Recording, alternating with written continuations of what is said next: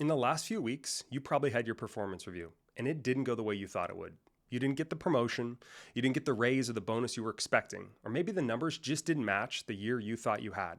If that happened to you, I know how frustrating that feels. It makes you replay the year.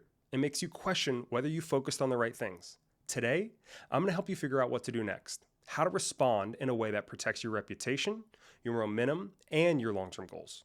Because what you do after this moment will matter more than the review itself.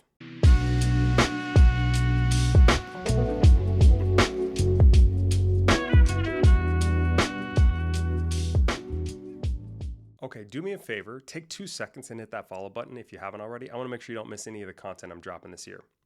I'll never forget the day that I walked into my boss's office for my annual review / pay and bonus conversation. I was feeling good. I had my brag sheet in hand, my shoulders were back, had a little swag in my step. I did well over the year. I started a new team from scratch, I exceeded my sales targets by over 100%, and I volunteered for tons of new, high visibility projects like growing our footprint in a new market. We started the review, and I could tell within 60 seconds this wasn't going to go the way I wanted. My boss starts telling me what I did well, but he almost seems to be rushing through it.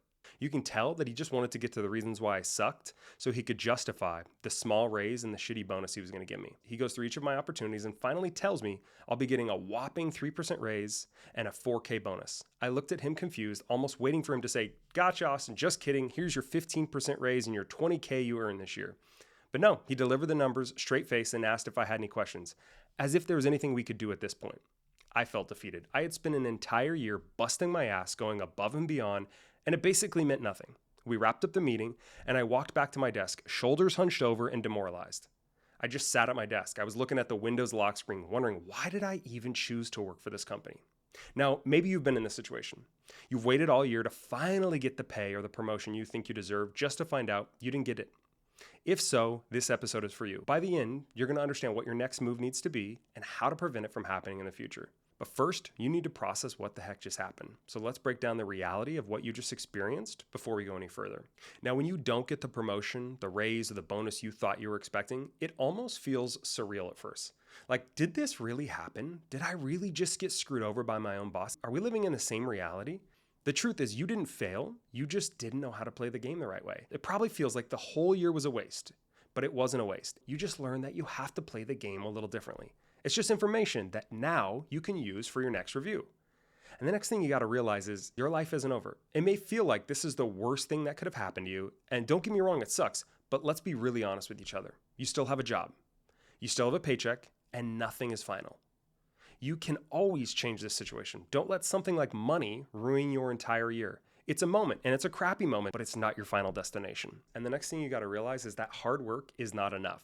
Visibility and alignment really matter. So simply working hard, expecting you're going to get what you want isn't enough.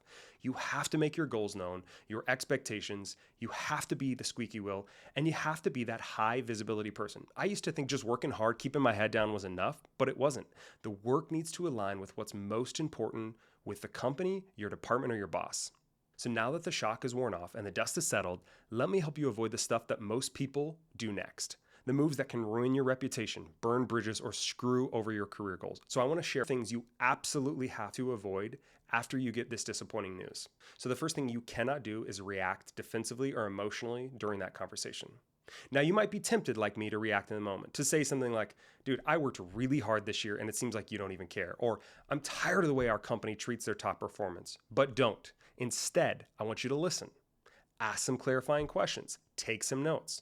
The reality is, it's too late to change your boss's mind. These decisions already happened 4 months ago.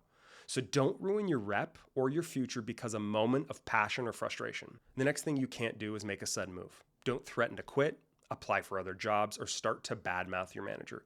The emotional actions we take when we're hurt are almost never good. No, I'm going to be honest, they're never good. They are unplanned and reactive, which means we haven't thought enough down the line. Just because you didn't get the promotion at the time you thought you should doesn't mean you need to quit the next week. You need to take some time. The next thing you can't do is tie your value to your pay or your title. Now, it's tempting to do. Pay is one of the ways a company recognizes your value, but it's not the only measuring stick.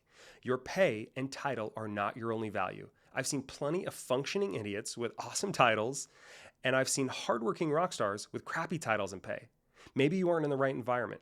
Maybe your boss doesn't know how to advocate for you. There are lots of reasons why you didn't get what you thought you deserved. So don't go right to the harshest, most unproductive thought patterns like, I'm not good enough, I don't have value.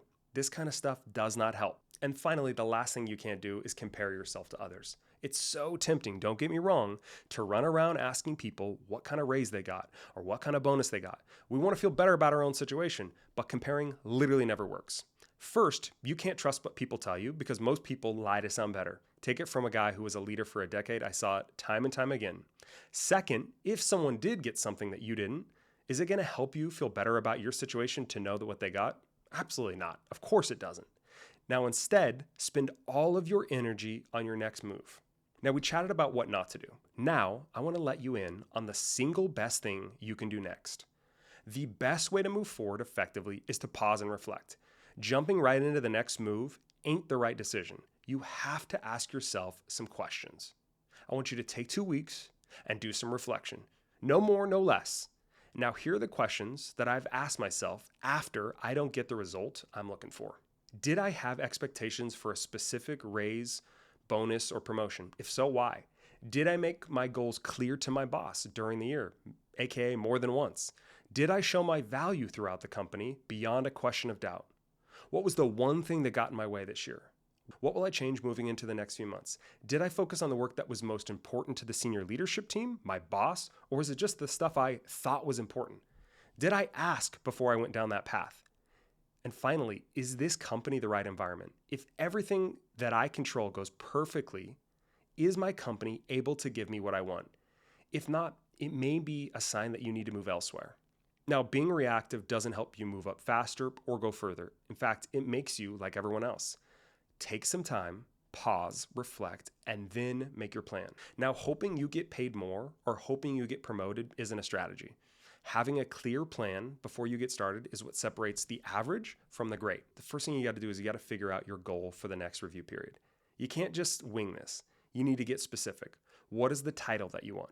What's the pay that you're expecting? What's the number for your bonus? Get really specific on what you think you deserve and why. You can't just come up with numbers. There's got to be a why behind it. The next thing you got to do is you got to ask your boss what they need to see from you in order to get to your goal. Once you get aligned on what your boss needs, then you can give it to them. When you give them exactly what they want, they are way more likely to give you what you want. There's no more guesswork.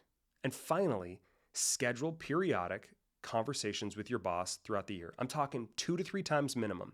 And during those conversations, you're going to talk about your progress. You're going to talk about your expectations, your goals for your promotion and pay. And if you don't share what you want, how can you expect it to happen? You have to be the squeaky wheel that consistently brings up your needs and your wants and then ties them to what your boss needs. That's the way you find success. Now, we covered the reality of this situation. We talked about the value of playing it slow and not being reactive. And finally, we broke down how to make a plan to get you what you want for the next year. But before we wrap up, I want to give you a challenge. So here's my challenge. No major career moves for the next 14 days. No quitting, no threats, no impulsive applications, no spamming LinkedIn easy apply. I want you to reflect. I want you to plan. And then I want you to move with a purpose. Let me wrap up by saying, I'm sorry your performance review didn't go the way you wanted to. Don't let this define your next year. Take it from a guy who made that mistake.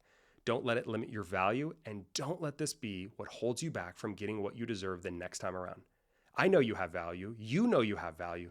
Now it's the time to make others know it as well. And I want to say thank you so much for listening. Make it a great day.